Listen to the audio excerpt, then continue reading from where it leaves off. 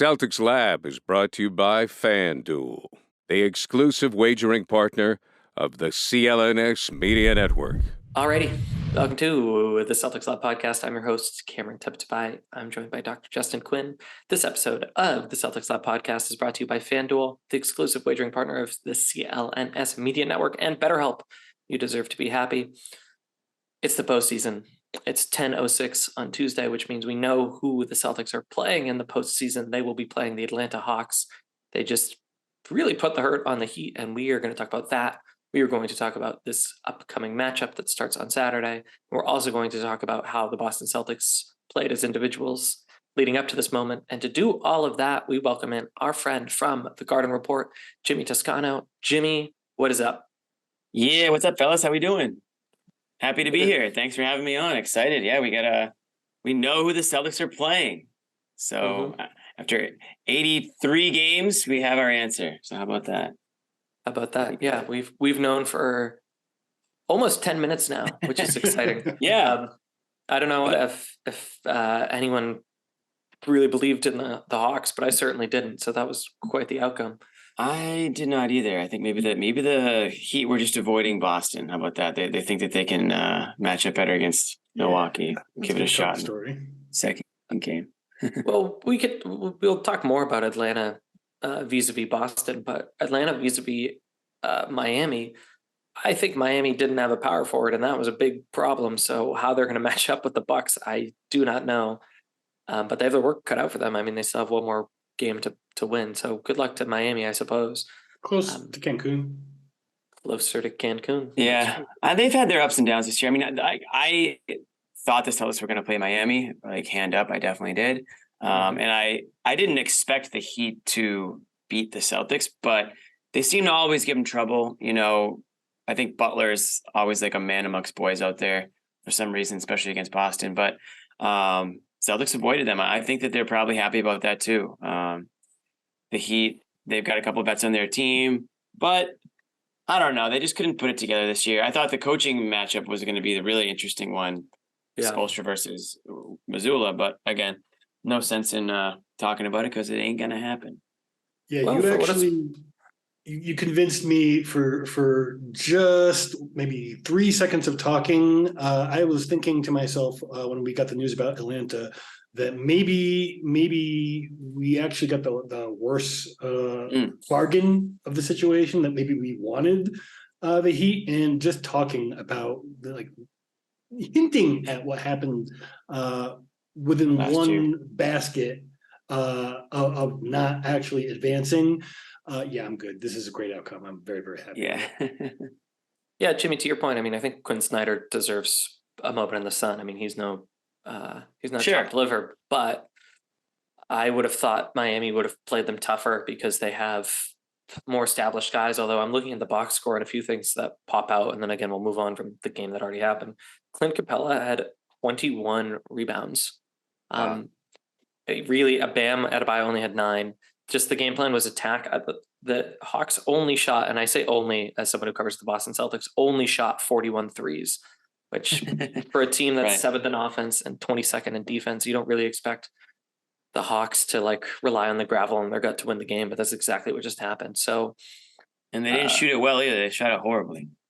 Yeah, no, 10 of 41. So yeah, they were able to score in other ways. So that's something that the Celtics have to take note of for sure.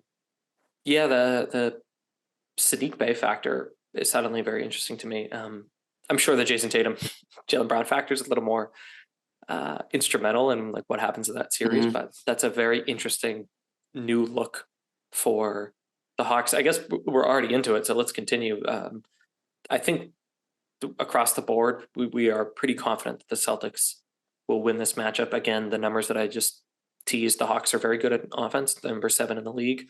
I think anyone who's listening is familiar with what that looks like. And their defense is not that great. Clint Capella's asked to do a lot, and there's very few people kind of helping him, honestly, kind of similar to how the Heat play, quite frankly.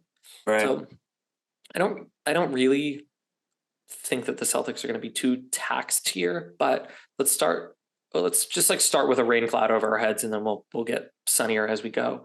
Jimmy, how do the Hawks win a series against the Celtics?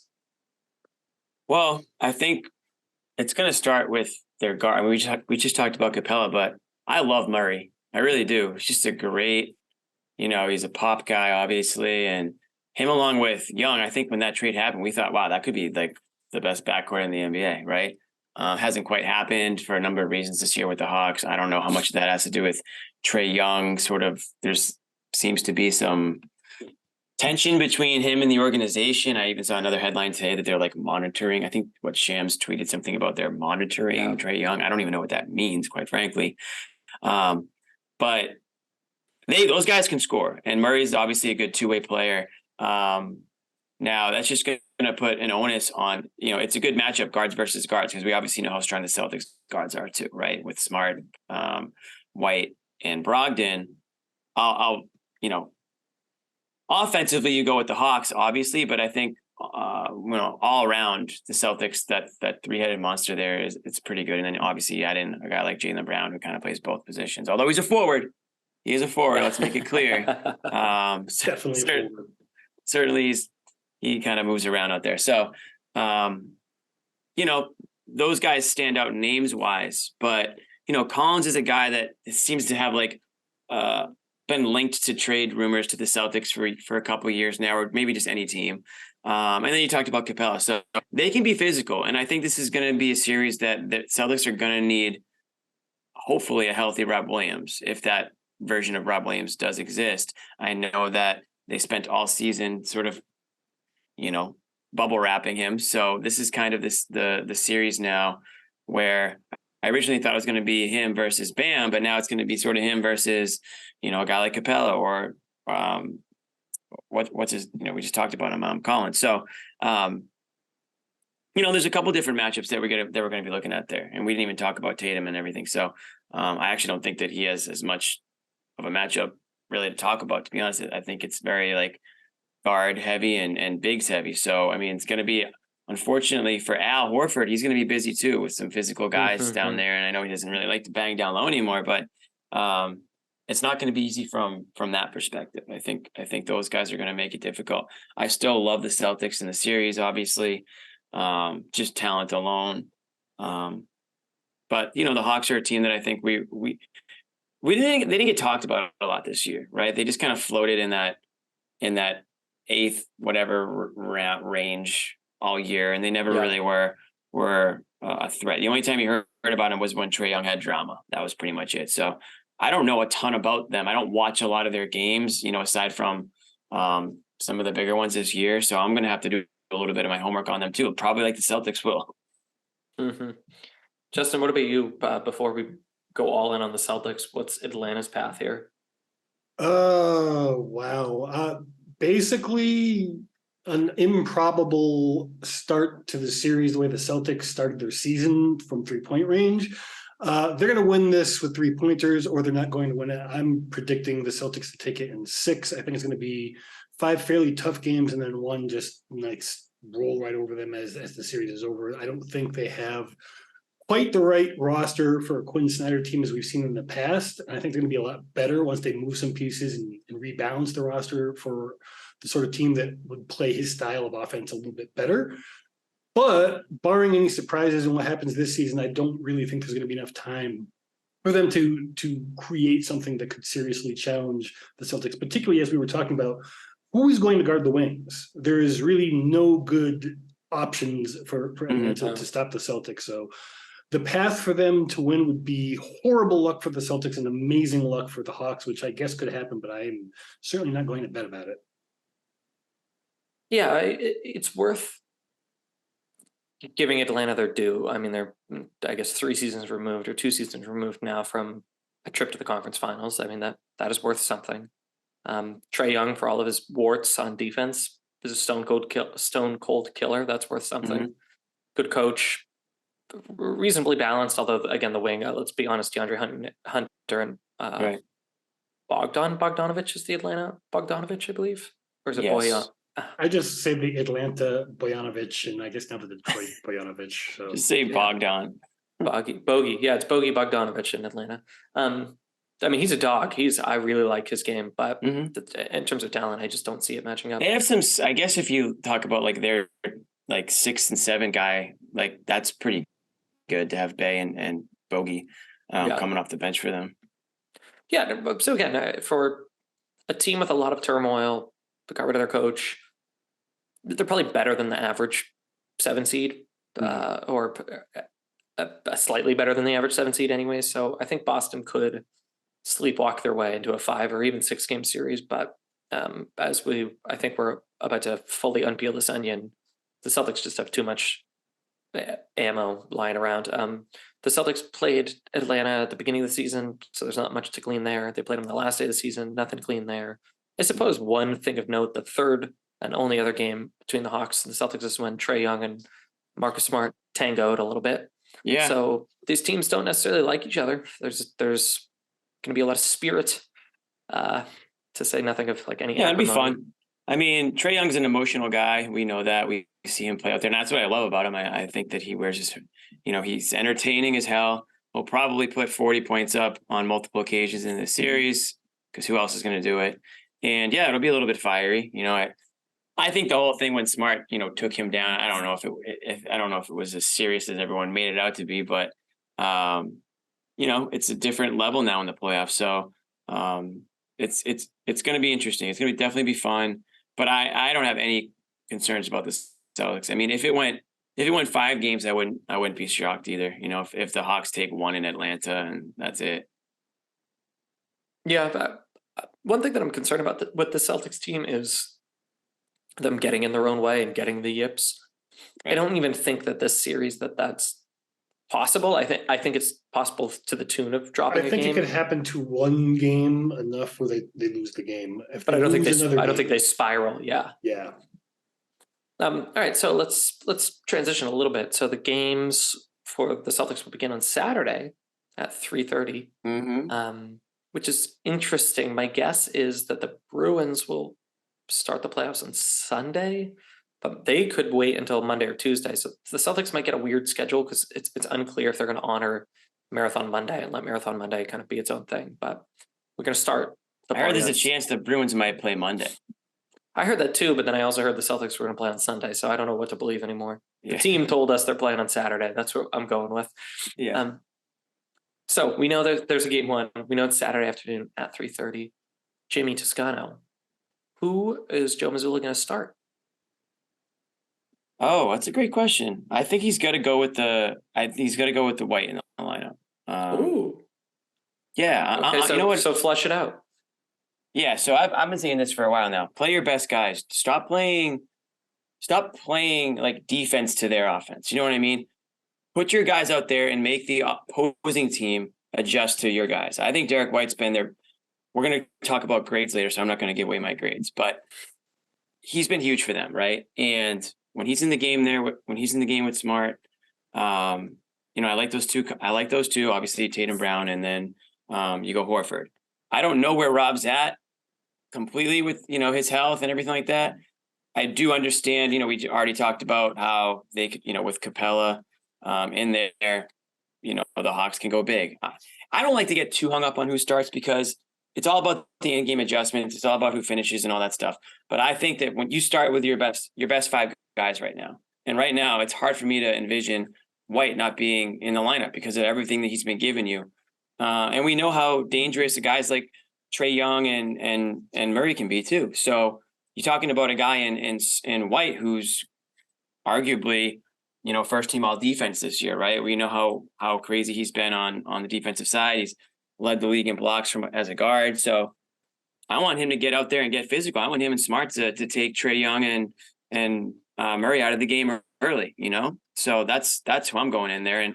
And Rob can be that energy off the bench, come in with 6 or 7 minutes to go in the first quarter and do his thing too. But right now I'm a little bit more down on Rob than I probably should be. So I'm not really willing to give him the start. Oh, interesting. Okay, Dr. Quinn, how do you come down on that? I actually agree completely. There is a chance that we could see Atlanta try to use the same strategy they used against Miami to just basically out-rebound a smaller version of the Celtics. But the Celtics rebound and box out well enough up and down the roster that I don't think that's going to be effective enough, particularly with the offense they're going to be having to deal with. So in that particular situation, barring it actually working, I do think that Jimmy is right on this. They got to set the best guys.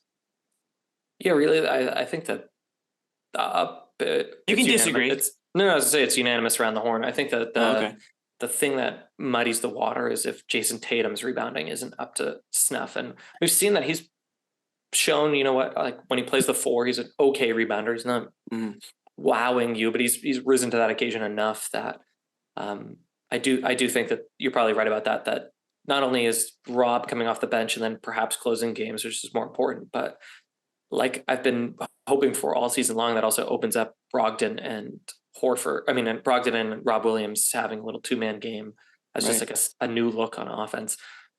Although it's worth noting that Sam Hauser increasingly has been one of the first guys off the bench and deserving that nod. He's not starting, but between Grant Williams, Rob Williams, Sam Hauser, and Malcolm Brogdon, Missoula's got so many guys in reserve. It's unbelievable. It does, yeah. But yeah, I just think, I just go back to like that Utah game where it's like Missoula forgot about White. They were going with like Luke and, whoever was over 6'10" that he could find. And I'm like, dude, just stick to the guys that have gotten you to this point. It's White, it's Brogdon. I know that that's small ball or whatever, but I don't care. Make the other team adjust to you, because if White's doing his thing, they're going to have to adjust. Now, to your point, Cam, if Tatum's getting bullied down there, if he's not getting aggressive or he's getting out of his rhythm because he's forced to sort of get in the weeds, then maybe they have to make an adjustment. And I'm fine with that. But I just think you come up with that lineup and you just give the Hawks the best that you have and see where it goes for the first few minutes of that game. Yeah, agreed. I might save this for either an article or like a whole podcast episode down the line, but we're going to learn a lot about Joe Mazzulla, his chops, his reputation as a tactician will finally be under scrutiny, and whether or not that's important is perhaps secondary, but we're going to learn a lot about Mazzulla because he's got a lot of chess pieces, and sometimes that can be more difficult than, last year there was like 7.5 chess pieces and you knew exactly what you were going to do. Okay, let's pause the action and we'll get back to talking about that kind of stuff. I want to talk about FanDuel. Grand slams, no hitters, and double plays are back, and there's no better place to get in on the MLB action than FanDuel, America's #1 sportsbook and official partner of Major League Baseball. And now new customers in Massachusetts get in on the action with $200 in bonus bets guaranteed when you place your first $5 bet. Just sign up at FanDuel.com/Boston. Finally, you can bet on all your favorite sports, from the money line to point spreads, player props, and more. I am going to annoy some people listening to this because I would like to say the following. The Baltimore Orioles are very fun, and I am curious about what's going on with the Rays.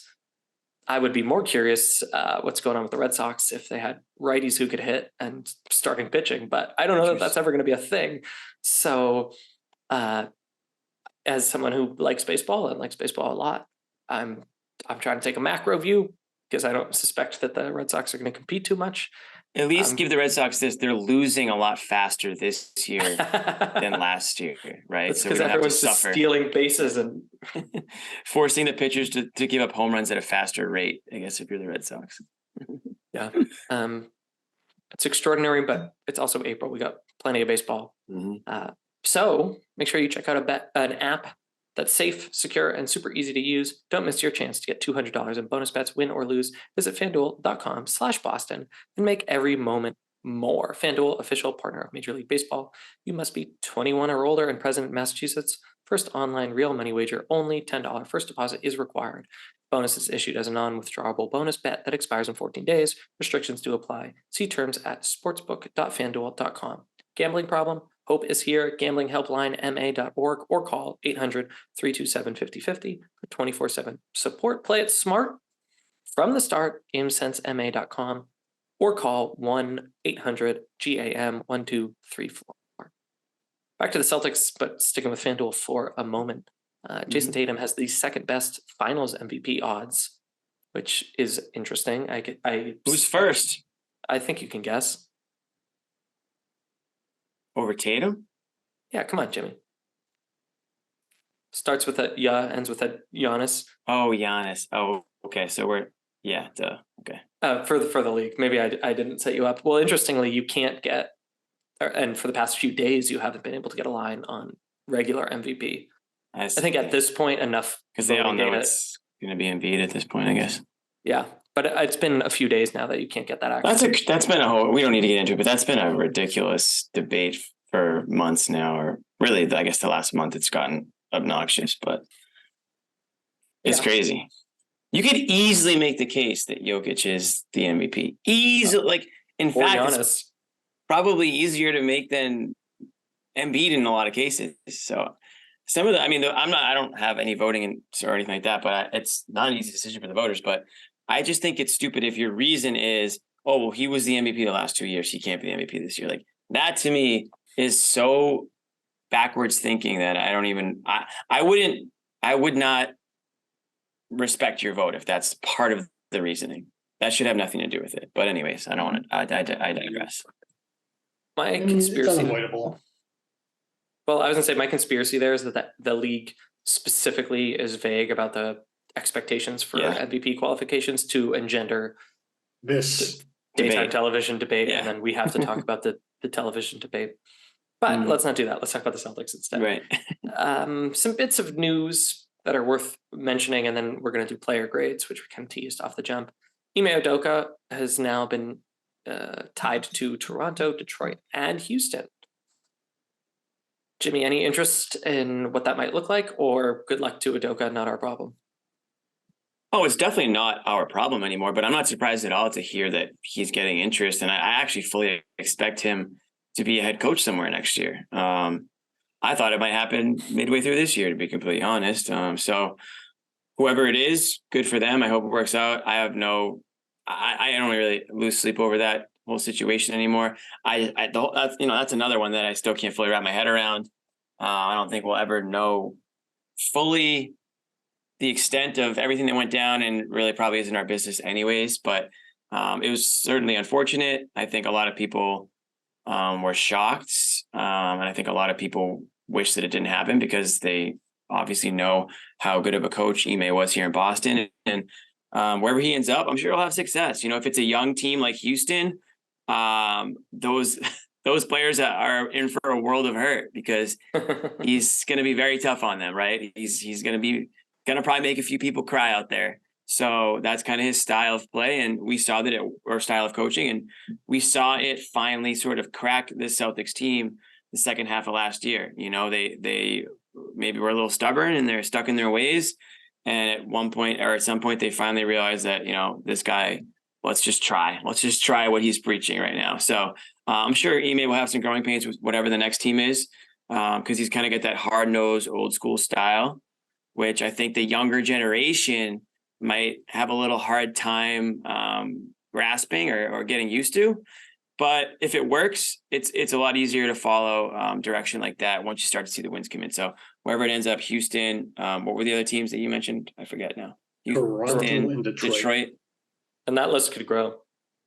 I'm sure it will. I'm sure it will. As far as situations go, Detroit's got a nice young team too. It really depends on what he's kind of looking for. Toronto, who knows where they're going, what direction they're going in. They're a more established team right now, but they're kind of stuck in a purgatory, it seems. So I'm not sure if that's a situation he wants to get himself into.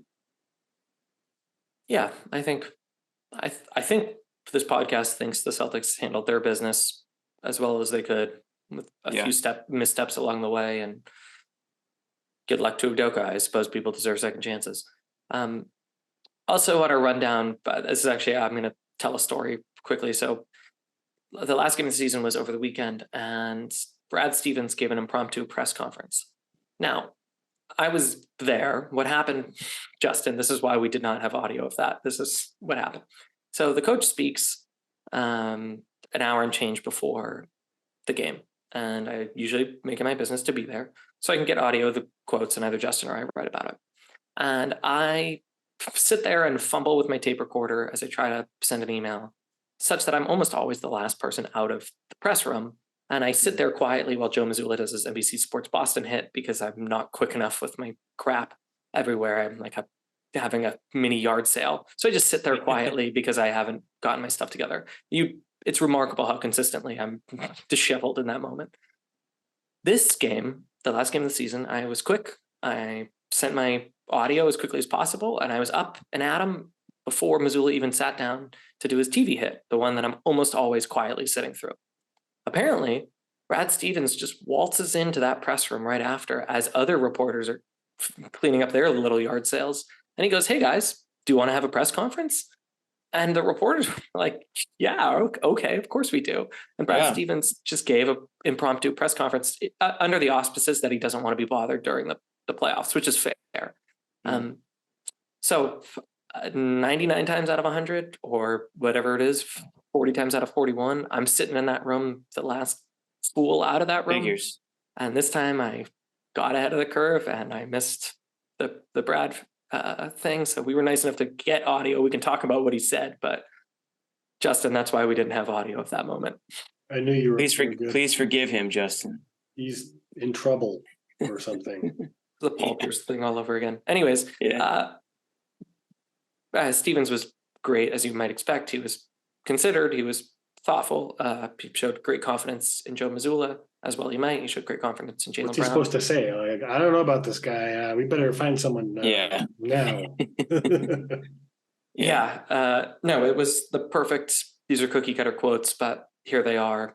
The team hears it, the coach hears it, the fans hear it. I do think the Celtics are kind of executing an all-out blitz to get Jaylen Brown all-NBA nod. Not that he doesn't deserve it. Oh, you think?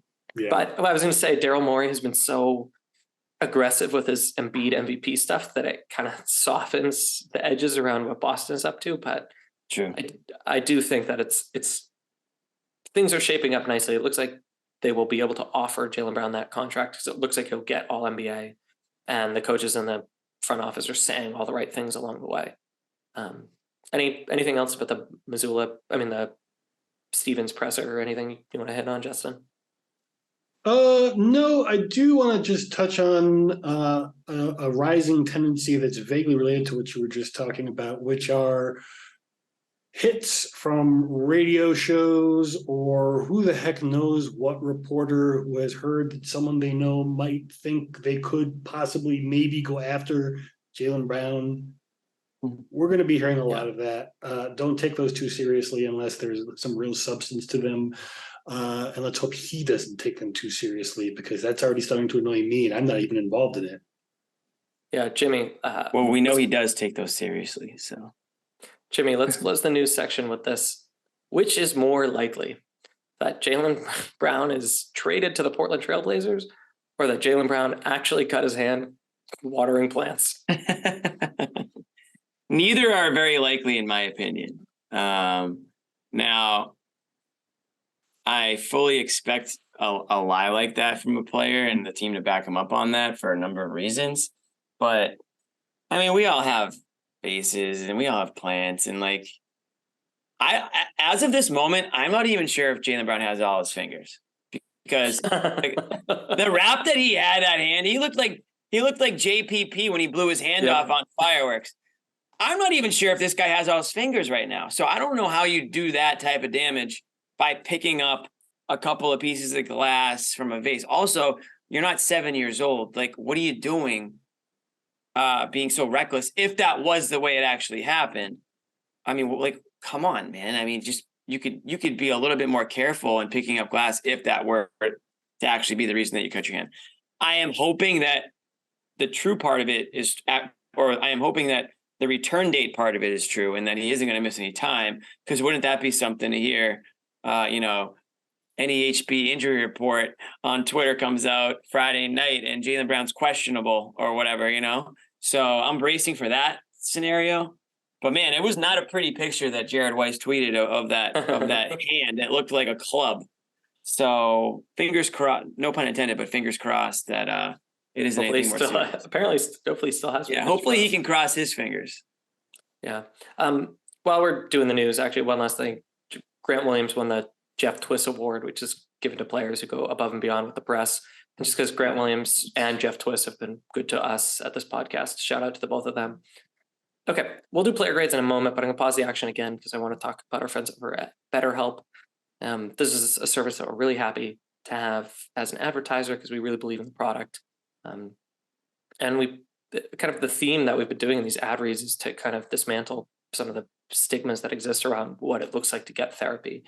Because a lot of it's really affirmative. It can be, again, if you're down in the dumps or you're struggling and you need answers, but it can also be if you're looking to grow as a person, if you want coaching of a sort, if you want to hear yourself think and need guardrails there. There's so much that therapy offers in person or otherwise. And the thing about BetterHelp is that it's right there. So it becomes convenient. It becomes flexible. Discretion is of the highest order. I will say when I went to therapy, it was in town. And because there is a little bit of a stigma when I was a teenager, it felt weird, like looking over my shoulders and to see me going. So I do wonder if the online service is valuable to people who might be seeking that out. So again, please consider giving BetterHelp a try. It's designed to be convenient, flexible, and it's suited to your schedule. It starts with a questionnaire. You get matched with a licensed therapist, and you can switch at any time for no additional charge. So go ahead and discover your potential with BetterHelp, and listeners to this podcast can get 10% off their first month. Just go to betterhelp.com/CeltLab. That's BetterHelp, HELP.com/CeltLab. Okay, we're going to do player grades, which is appropriate because either on or off air, we're talking about how fun it is to grade. That's we true. Yeah, you're a pro grader. You sure you want to grade tonight? You already did enough of that, right? Well, ironically, my grades are due Friday morning, my real life grades. But are you a hard grader in school? It's unclear to me how often colleagues or students listen to this podcast, so I'm going to plead the fifth, but maybe he's a softie. Yeah. Yeah. Well, I teach a 9 through 12 econ elective, so there's a lot of completion grades in that one. Okay. That's a lot like plate spinning. There's a lot going on in that room at any given moment. Okay. We're doing it alphabetically, so there's no favoritism. And we will say you can give an A+, down to an F-, an incomplete, a medical. You can get creative. But to the benefit of time, and we'll switch up kind of the order. So, Jimmy, you don't have to always go first, but give us your grade and a few comments. You don't have to give us a manifesto. All right, this is off the top. I have not predetermined my grades. Sure. So okay. Well, you get first bite at the apple, and alphabetically, that's Malcolm Brogdon. Okay. Malcolm Brogdon, and now I'm going to sound like a soft grader, but Malcolm Brogdon gets, I have a couple A's that I'm going to give out. He gets one of my A's. I'm not doing A+. I'm not giving, nobody to me is an A+. So he gets an A. I think that he came out in this team and he gave them exactly what he was kind of like advertised for, right? Steady hand, veteran leadership, does all the right things, accepted his role, literally came off the bench every single game that he played and embraced it. And he, on top of it all, was an unbelievable 3-point shooter for them this year, better than anyone could have imagined. So I love that trade when it happened. I love it even more now. I think that, and I think the feeling on his end is mutual. I think he loves it here. I think he loves the team. I think he actually does love his role, even though it's not a starter. And a lot of guys in this league, they want to be started. They want to hear their name called out to start the game, and they want to be there for the tip. There's sometimes egos get in the way, but he doesn't have that personality. And I think that he just slid right into this team and gave them exactly what they needed. So he gets an A from me. All right. Let's see, Justin, do you want to do grades for each one, or do we want to divvy up the responsibility? We can challenge. You gotta give. Yeah, you gotta give. Yeah, because but who's not going to give Malcolm Brogdon an A? I'm not going to give Malcolm Brogdon an A. Okay, let's hear why.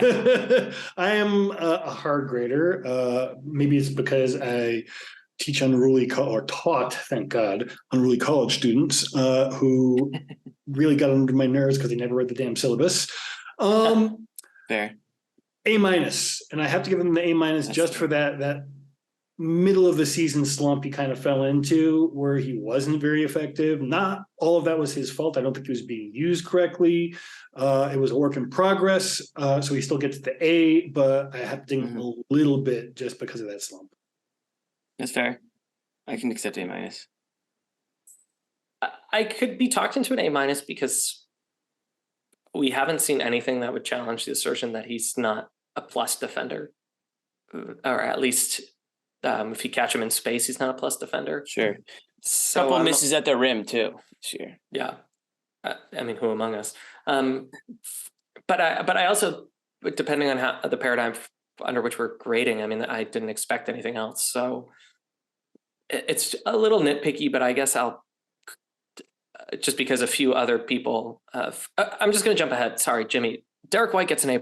I don't know what you could possibly say other than holy smokes, what a season. But okay, anyways. Let's do Jalen. So I'm going to go with A-, but I don't feel good about it. That's fine.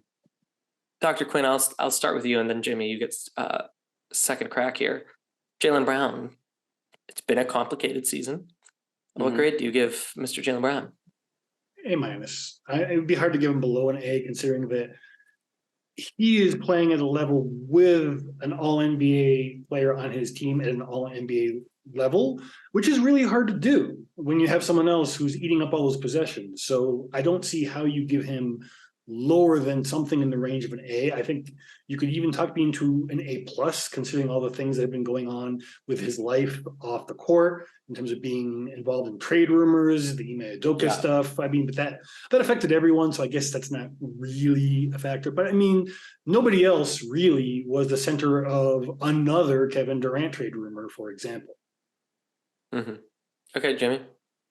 Cosign, I gave him an A-. And this is, all these grades are relative to the player. That's just so we're sure, at least for me anyways. That's kind of how I'm grading it, which probably isn't how you're supposed to grade things. But A-. On the court, he exceeded my expectations this year in pretty much most of the season. I think he's been their best player for the last couple of months. I think you guys would probably all agree there. I thought the off-court stuff was, he gets a couple points deducted for me. I think there's just like some unnecessary distractions with like the little bit of a media tour, I guess you could call it, that he went on. And I think he had the right intentions. But I also think it was kind of a distraction, and maybe the media makes it bigger than it needs to be or should have been.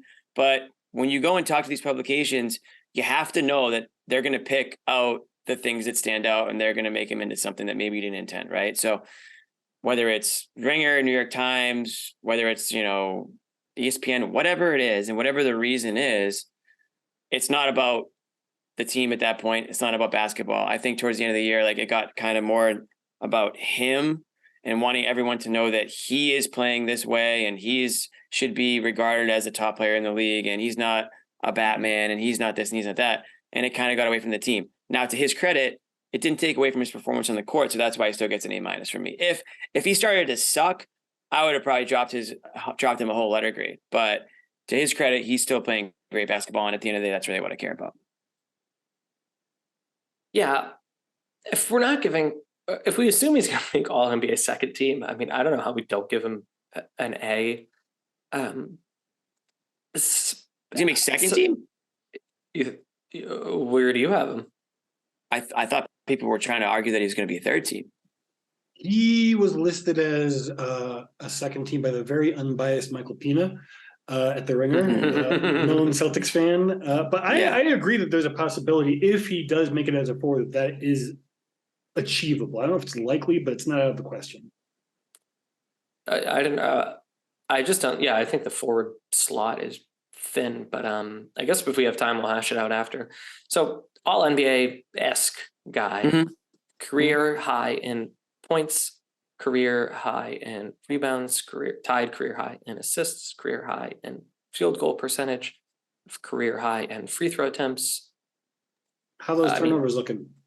Well, there's another side to that career high, which is keeping me yes, a career high. That's where I'm not at an A+.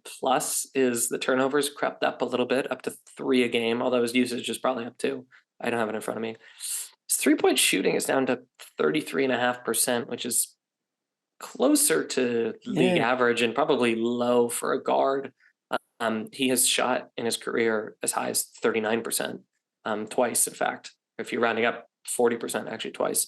So I think it's an A. I mean, Jaylen Brown has had a phenomenal season, but the areas where he could have leveled up just a little bit more are, I suppose, striking, or I think we both, or all three of us could have cited that even without the data in front of us. So sorry, Jaylen. A, not A plus. Okay. JD Davison, and I've got so much to say about JD Davison, Justin. No, I'm just kidding. It's my turn to go first, though. Incomplete. Now, his main Celtics grade is an A. I mean, he's been superstar up there. What we've seen out of the Celtics, it's just inconsistent, and I don't feel comfortable really assessing him as an NBA player. I will say it's probably going to be a lonely life. Cabin Gele and him have a friendship, I'm sure, but he's got to come in and he's got to pretend like he knows how to be a professional basketball player, and then he's going to go to Maine. But he seems like a good kid, and I'm rooting for him. I don't know him all that well, but I'm going to say incomplete. But I entreat you to. I'm just spinning my tires, Justin. Justin's screaming at me in the comments that this is too much time. Jimmy, Justin. Yeah, I'll speed it up. Incomplete. See me after class. I don't know. I have nothing. You spoke more about him than he played this year. Okay. Nothing else to add. Incomplete as well. I mean, you can't judge an NBA development arc on what, like 3 games? Yeah. 4, maybe? I think, he's going to have a big summer ahead of him. We'll leave it at that. Mm-hmm. Okay. Blake, Jimmy. Again, this is all relative. I'm going to give him a B. I just think that, in the limited time that we saw him, he gave them, listen, I think we know that he's very limited in like what they're asking him and expecting of him right now. So when he's in the game, he's in there for energy. He's in there to draw a charge. He's in there to make a couple passes, in there to get the boys going. I don't even know if we'll see him in the playoffs. I expect that maybe in a couple cameos we will. But I think for, a guy that they basically signed for the end of the bench, I don't know how you can get much more out of somebody in that role. So that's why I get to B. Dr. Quinn? B plus, all the same reasons. If we were judging him versus the expectations of what he was going to contribute to the team, I think it would be an A. But I agree that we should be focusing on the player as a player. And, he has had a couple of questionable plays, a couple of questionable moments to offset some of the holy crap, he can still jump kind of moments, right? So for me, I think that we do want to give him some recognition, but I don't think it's quite an A. Yeah. I'm on Basketball Reference. Blake has no listed nickname, which is surprising to me. And his middle name is Austin, and I didn't know that. Blake's so much hustle, good for the locker room. Legacy grade, he can have an A. It's probably not accurate, but wow, what he is providing to the product off the court is invaluable. So A for creativity or something. I don't know. If he keeps the mustache for the playoffs, it's a big deal for me. True. Okay, Dr. Quinn, Big Smooth, Sam Hauser. A minus. Strangely good on defense, despite the fact that he keeps being sought out by opposing teams. You can't give him above an A minus, in my opinion, because of that long cold streak that got him out of the rotation. But again, for a guy who was basically last year's JD Davison, for him to be in the conversation in any capacity to even sniff the floor in a playoff game, how are you going to do lower than an A? So A minus for me. Yeah, again, if it's all relative, then he probably sneaks into an A minus for me. But I'm going to give him a B plus only because at the end of the day, his role is still limited for me. I don't even know how much you see him in the playoffs, so it's hard for me to give him anything higher than a B plus. I think you will see him in the playoffs, but you already mentioned like the time during the year where they kind of went away from him completely, and we were wondering if they completely missed and if we would ever see the court again. So credit to him. He does have a great 3-point shot. We can't ignore that. They put him in the game situationally, and he hasn't killed them on defense. So it's a strong B plus for me. Yeah, I like that. Strong B plus. Sneaky good on defense. I think he's just sneaky strong, and guys overextend when they see him in a mismatch or something. But great season out of Hauser. I mean, vis-a-vis where he came from and what the Celtics were expecting, the production level is great. Although who knows how much he'll play in the postseason. I have Al Horford. I don't know if I feel comfortable evaluating Al Horford. I feel like he just is so much better at basketball than I could ever imagine being, and knows so much about basketball and I revere him so much. I feel uncomfortable giving him a grade. I think that he maybe isn't as good on defense, and I think maybe he's lost a step. But hopefully, he can't hear us saying that, because I don't want to even think about what that looks like. It's a B+ for me. I don't know, Jimmy. Yeah, that's fair. I mean, B+. Again, he's become a 3-point shooter, right? So he's not giving you a whole lot offensively other than like that corner three, which is he needed to make that adjustment in his game to prolong his career. I fully get that. And what he's giving them is beyond what I thought that they could still get from him at this point in his career. So I don't mean being like I'm disappointed, but I'm trying to weigh, like, again, the relative grade with what they're getting from him. It's probably like an 80. What's a B? Like the highest B is an 86. So it's probably like an 86.4, very close to that B+ line. But I'm trying to be a hard grader here. I don't want to give everyone an A or an A-. So I'm trying to space it out here. But he's huge for them. I mean, we all know how important he is for them. They need him to be playing his A version of basketball in order for them to go anywhere. Not for nothing, this is the third best Celtics season by wins in the 21st century. So there might be a lot of A's out there. Yeah, right. But it's also kind of hard to judge him, because every season he takes, I won't say off a good chunk of the season, but he's very clearly not going at 100 or even 90%. He's doing like 75%. Right, yeah.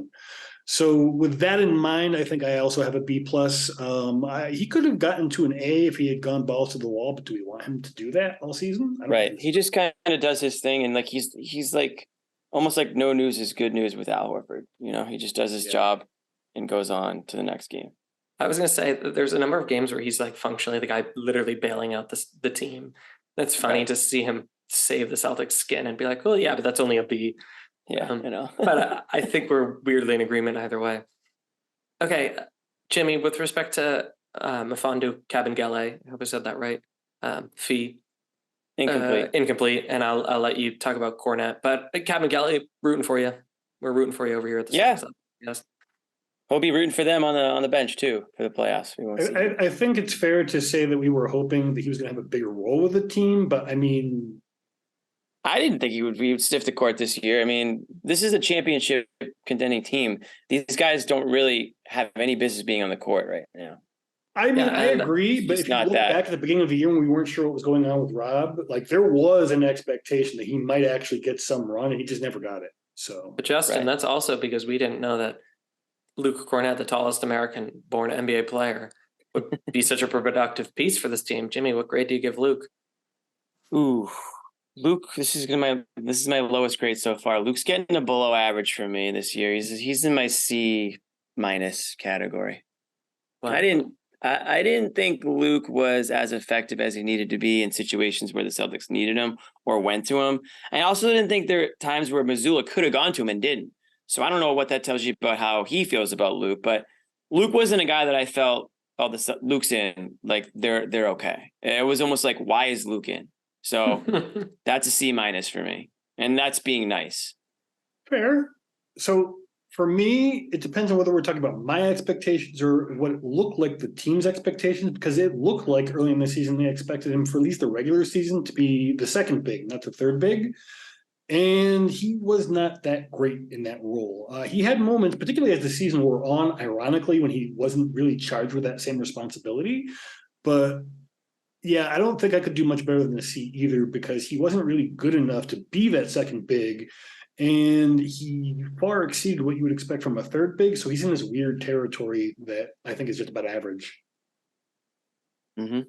Yeah, basketball is an entertainment product. And Luke Cornet is an entertaining basketball player. He seems to really enjoy himself out there. And on Easter, he made the team by, I think, chocolate-covered Oreos or something. He seems like a good guy. And for, you know, a former G League guy coming in as like a quasi third big, the expectations were a little different than maybe other players. But yeah, I quite like rooting for Luke Cornett, but Sure. I think realistically it can't be more than a very endearing, surprising C+, B-. You can't give him a B-. You can't do it. Eat that bag celebration. Look, then he found himself. You're biased here with recency, shall we say? But yeah, that's true. Well, speaking of which, sort of, Dr. Quinn, do you have a grade for Mike Muscala? So I was super excited when we got Mike Muscala. You know that I was pushing that trade for quite some time before it actually happened. And he very recently showed us that he might actually be the player he was for the first game where he like banged out 12 points on 4 threes or something like that. So it's borderline incomplete with how little time he's actually played meaningful minutes for the Celtics, but I'm going to give him a strong B- because he's not quite the player I was hoping he was going to be, but he has proven himself to be useful, particularly when his number has been called. So, Jimmy? I'm giving him a C.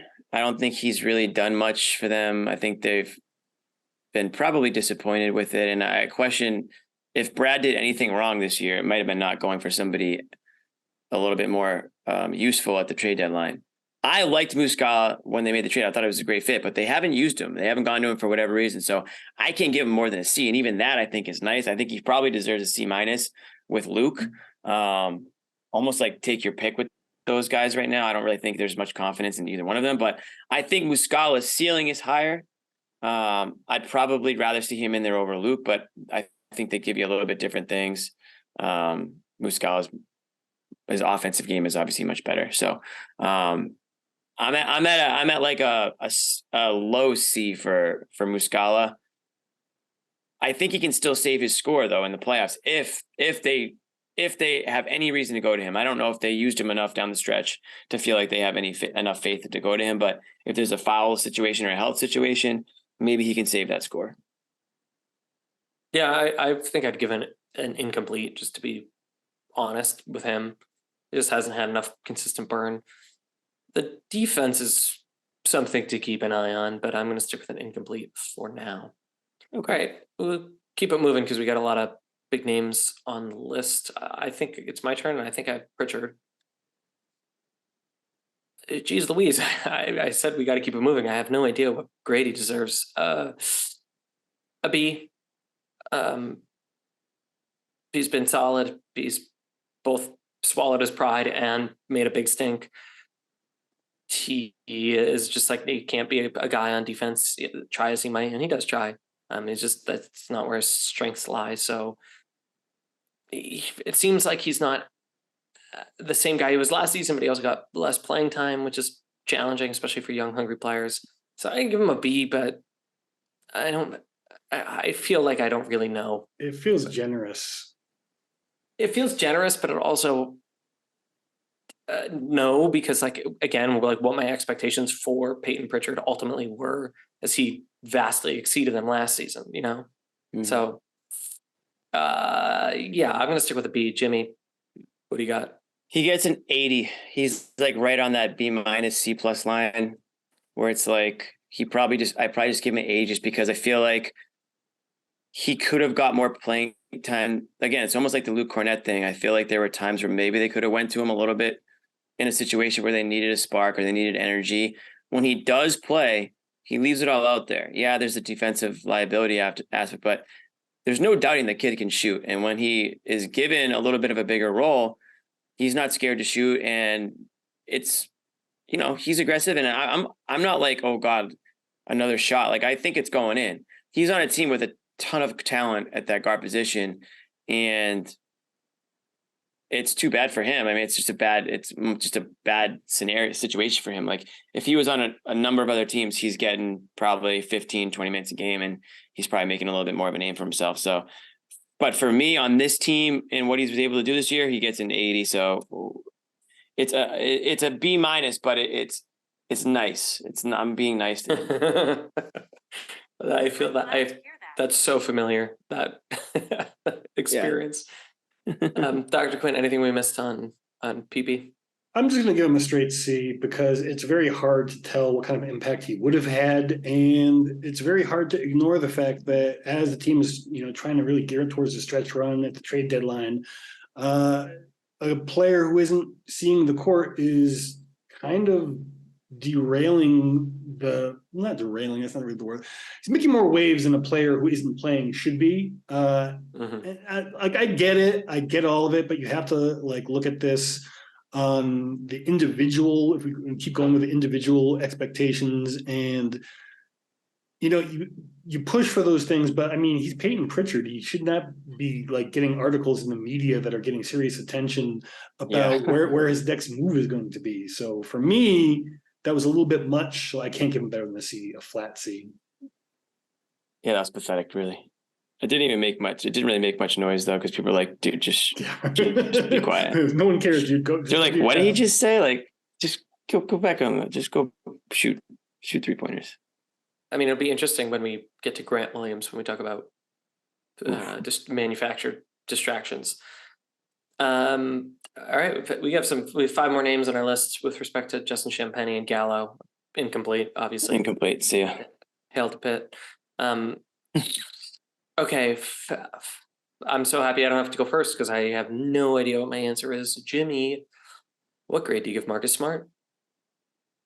Marcus Smart gets. This is now. Don't forget, this is all relative, right? So, just because Pritchard gets a B- and Smart gets a C+ doesn't mean that I think Pritchard had a better year than Smart. It just means that Marcus Smart, to me, had a pretty bad year for Marcus Smart. Now, it wasn't he wasn't a negative on the team, and there's probably going to be a game this year where he wins it for them.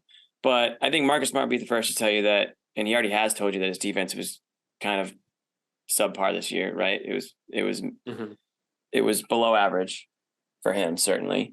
And I don't think we know what he gives you offensively, which is average, and sometimes it shoots you in the foot.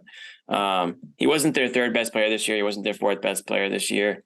You could probably even make the case he wasn't their 5th best player this year.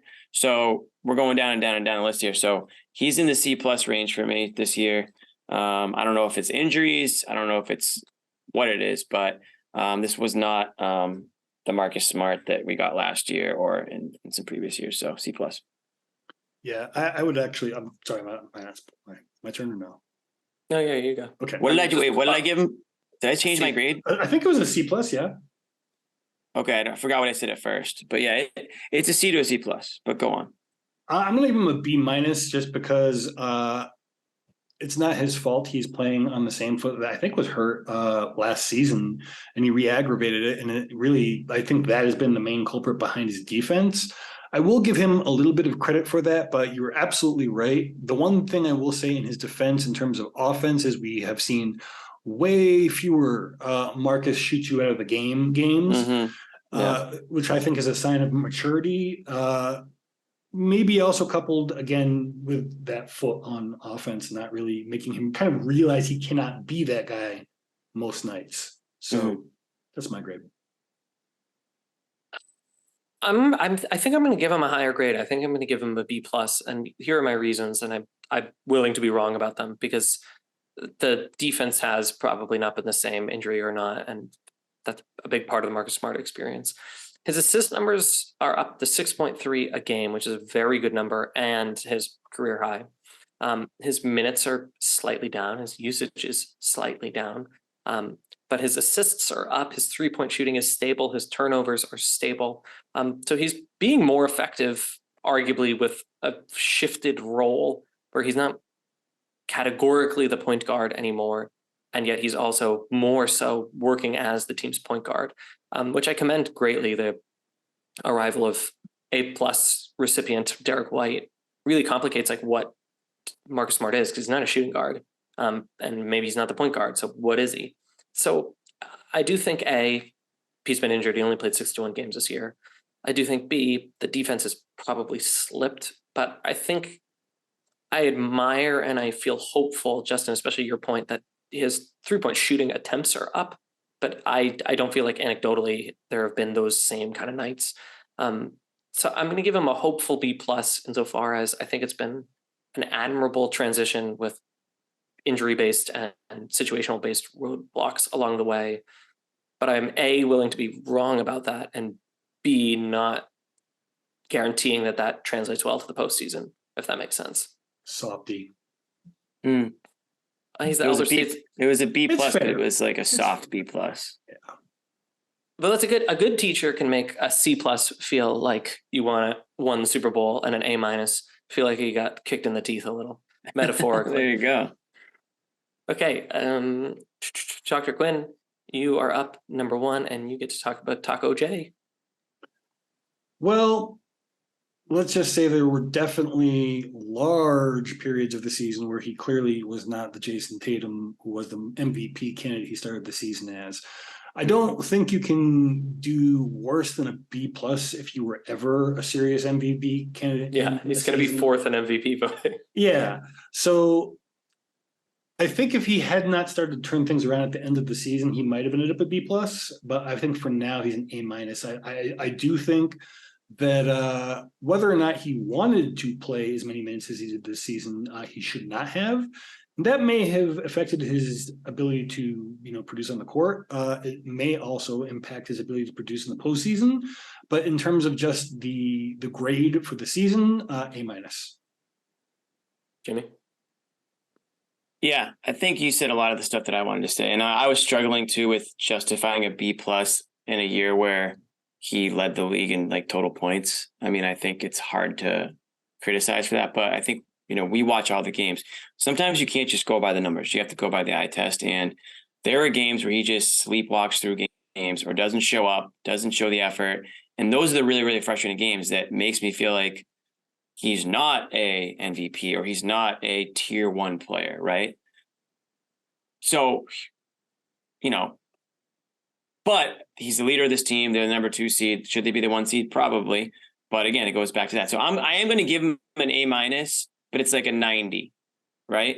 Because there were points, to your point, Justin, there were points this year where I thought he floated in that B plus territory because I was like, what's going on with this guy? He looks like he doesn't have like that fire out there that he needs to have. You need to bring it every single night if you want to be a superstar in this league. No days off. You're an entertainer. You're not just an athlete. You're on the road. People are paying big money to see you, and they want to see superstar Jason Tatum. There's no days off. LeBron James doesn't take games off. So he gets an A minus for me because I still do appreciate the other aspects of what he's brought to the team this year. I'm going to go A. All-star MVP, 4th in MVP voting. All-star MVP? You cannot start with all-star MVP. It was, I think that was that almost takes him down a half a grade for me. The all-star MVP. That was a joke. Why are you pushing so hard in the game? It doesn't matter. We've seen what happens when Celtics push too hard in the All-Star game. Anyway. Yeah. Well, the thing I was going to follow that up with was it was an A plus off the court season for Jason Tatum. The shoes are, I'll say it, the shoes are great. Do you have the shoes? No, but I was talking to Lucky. Lucky has a pair. I was talking to him about it. The guy who plays Lucky, and he was walking me through what it does, and he would let me touch them, and they're fantastic looking. They're very interesting. I might get a pair. Supposedly they're super light. Anyways, the shoes, the rollout has been a success. The snacks, the ruffles, the Gatorade, the 2K. He is, Jimmy, to your point, he's a superstar. He just doesn't, just like every 5th night, he doesn't play like it. But he's got that. The bona fides, at least off the court. So A plus to his agent, wherever you're at. So he gets an A for being a businessman this year. Yeah. So maybe I'm bumping that A minus up to an A where it was A plus off the court. How's that? Okay, that's fair. Derek White he's the TA. He should be teaching the class. I'm so impressed with Derek White, but Jimmy, you said maybe not an A plus. Well, so I screwed up. I shouldn't have given Brogdon an A because now I have to give Derek White an A plus because he is my MVP of the team this year.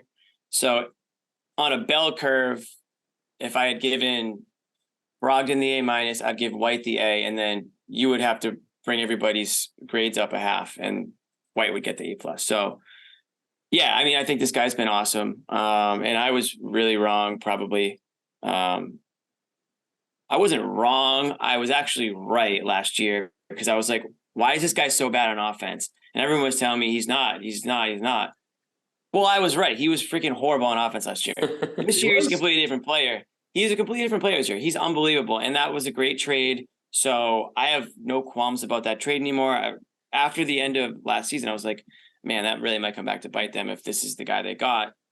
But unbelievable two-way player. We know what he's done to opposing guards.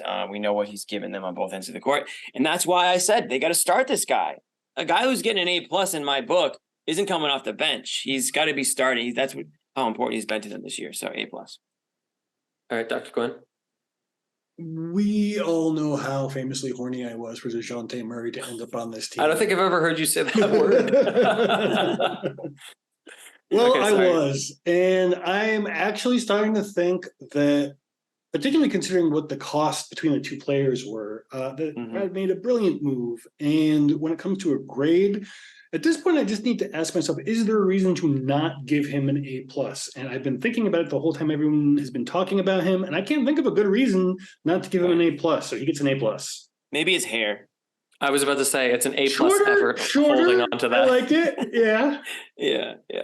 Someone who any day now it's going to go. I commend him. It's starting to go too greatly. Actually. I'm an old man. Yeah. So you took the plunge. Okay. A+ is all around. Derek White, the Buffalo. Okay, if we get to Grant, I forget whose turn it's supposed to be to go first, but Jimmy, you're the guest, so you can either you can go first or I can go first. You can stall.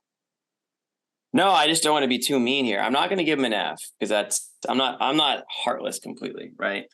I am going to give him probably, it's a see me after class situation here for sure. It's a see me after class. Extra credit definitely needed in order to get that grade up. It's probably floating around at a D+, like low C-, like a 70 to. I mean, I'll be honest, it's probably a D+. And you guys mentioned it earlier, like just the distraction on $20 million a year, new contract. He never got comfortable this year in any role or situation he was in. He was thinking a lot out there. The shots were falling to start the year. And quickly that fell off and never got that back. I mean, he fell out of the rotation completely. I'll be honest, I don't even know where he's at in the rotation now going into the playoffs. We talk about the depth on this team. I don't even know if you can consider him depth right now because you just really don't know if he's going to shoot you in the foot. I mean, I still can't get over all the complaining that he does out there. Like he's LeBron James. Dude, like you ruined it for yourself because the word is out on you. You're a habitual complainer. You're never going to get the benefit of the doubt. You're not good enough to get the benefit of the doubt. So I don't know where it ends with him. I certainly would not open up the checkbook for him, not even half for, I don't even know if I'd give him 10 million a year. I just don't know what he does for them at this point. So I'm very low on him, D+. Dr. Quinn, you want to go? Sure. I'm a little more positive than Jimmy. I recognize all of the stuff on the court. The complaining in particular drives me absolutely crazy, as anyone who ever follows me on Twitter can see. It's one of the things I complain about the most because it costs the team so much and has, as you were saying, no basis nor strategy. I mean, if you want to get the referees to be more favorable to you, like man up and take the fine post game and say what you have to say then, and get back on defense during the game. Yeah. As far as like this, like I appreciate that he tried to work stuff into his game. I appreciate that it was effective at first, and then everybody kind of just studied up on what he was adding to his game on some simple ways to counteract it. He wasn't going back to the stuff within the team scheme that like they wanted him to do, to the point where like driving his new shiny car, putting it on the floor was actively disrupting what the team wanted him to do. And he hasn't really shown me much to suggest that he's really absorbed these lessons, not in his interviews, not in his play. So I don't see how you can give him better than the D+, and he's flirting with an F. I mean, the playoffs, I don't know if he realizes how much the playoffs could change the arc of his career. I think he's going to have a long NBA career, but whether he is somebody who's like your a role player, exactly, or a borderline, not quite, but a borderline all-star, if he plays within his game, what? no, hear me out.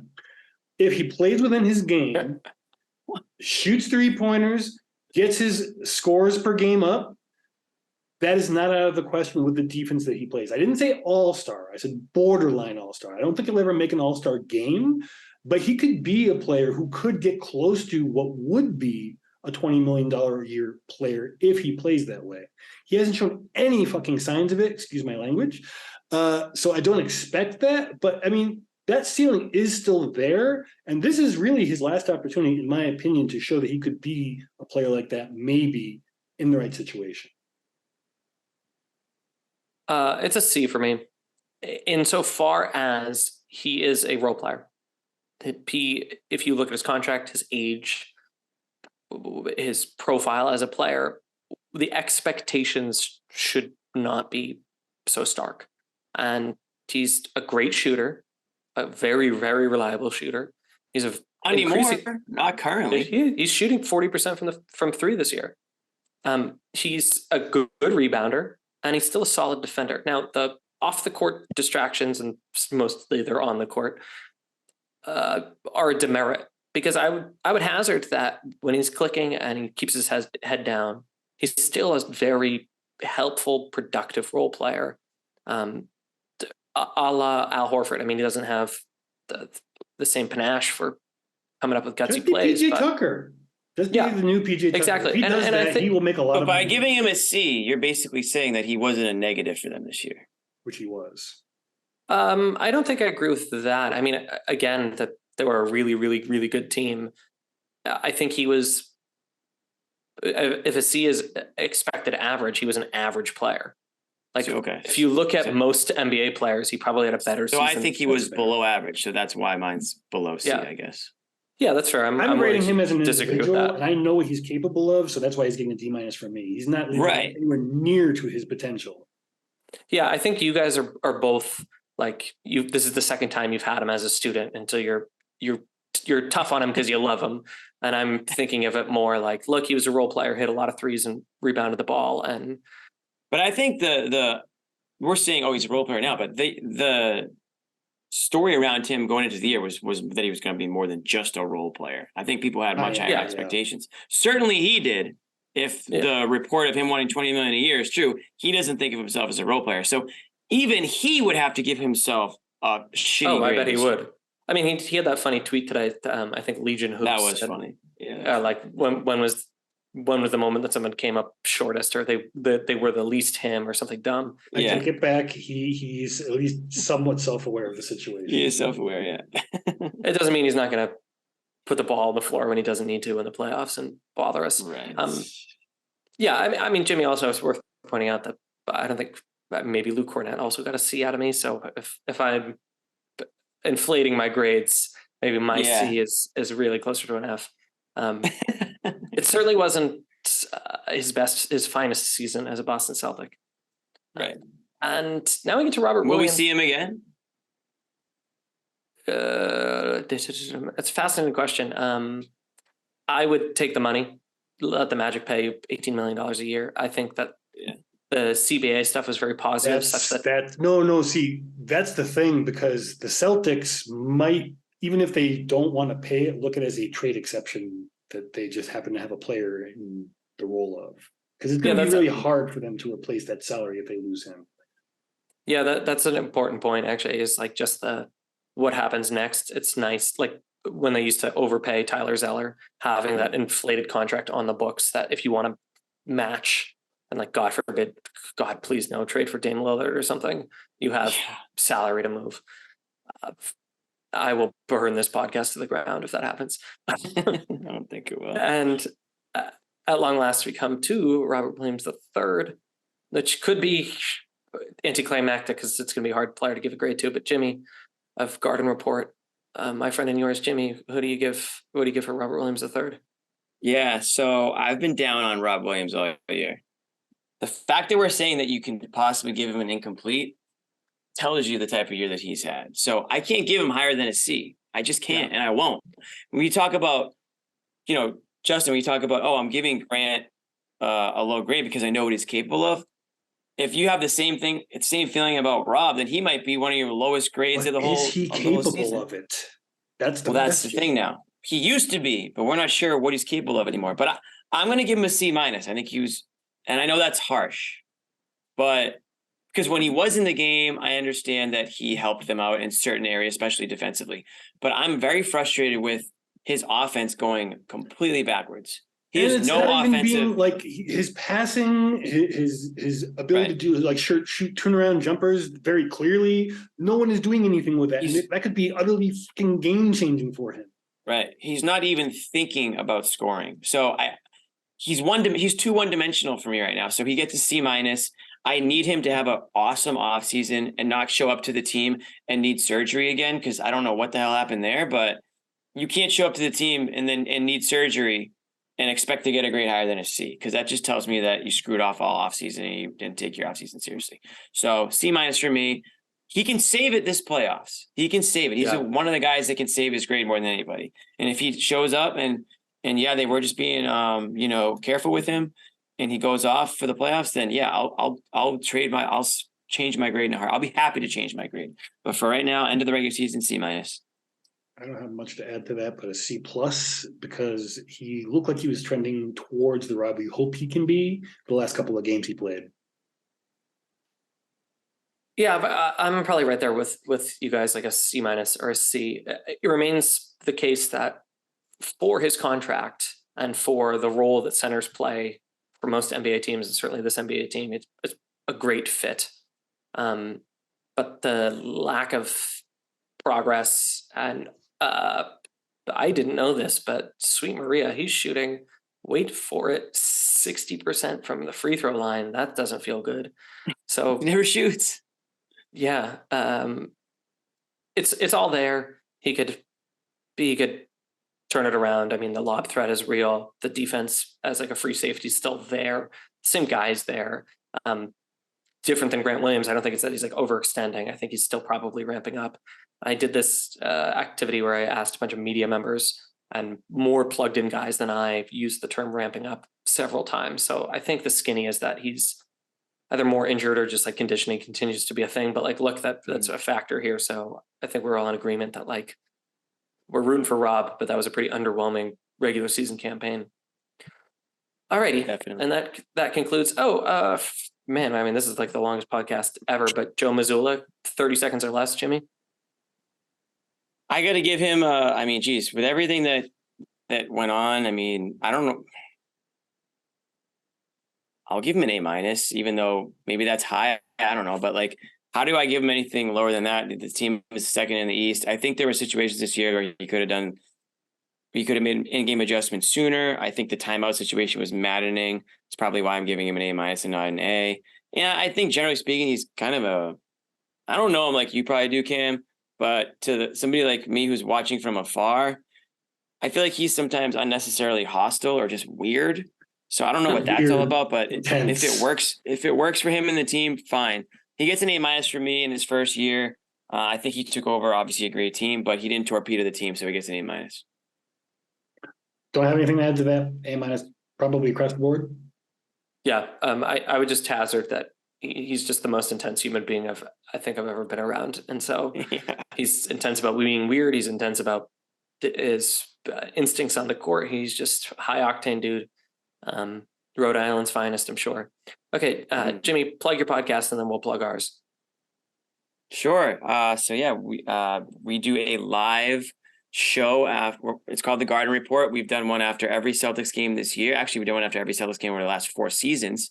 And now with the playoffs underway, we're going to keep going strong. We go live about 5-ish, 10 minutes after every game on YouTube.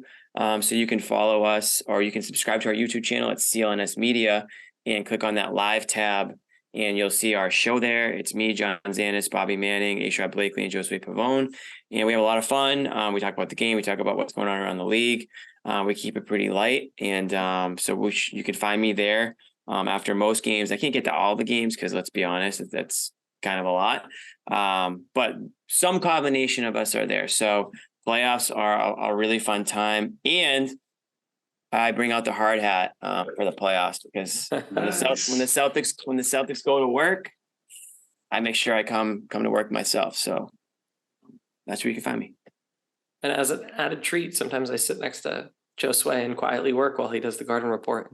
You might see me get up and use the bathroom. Yeah. Pop your head in next time. You can also find our podcast over on the CLNS Media YouTube page, Twitter page, all that stuff, our own Twitter page. And we want to let you know that we're going to try to get you maybe 2x the number of episodes, although let's under promise and over deliver. So some number of podcasts more, but make sure you're subscribed wherever you get your podcasts so you never miss an episode. I'd like to tell you that this episode of the Celtics Lab podcast is brought to you by FanDuel, the exclusive wagering partner of the CLNS Media Network, and BetterHelp. You deserve to be happy. Jimmy Toscano of the Garden Report, thank you so much. Dr. Justin Quinn of being my boss, thank you so much. Thanks, guys, for having me. I appreciate it. Of course, and thanks everyone for listening. Adios. Sign up at FanDuel.com/Boston and get in on the action with $200 in bonus bets, guaranteed when you place your first $5 bet.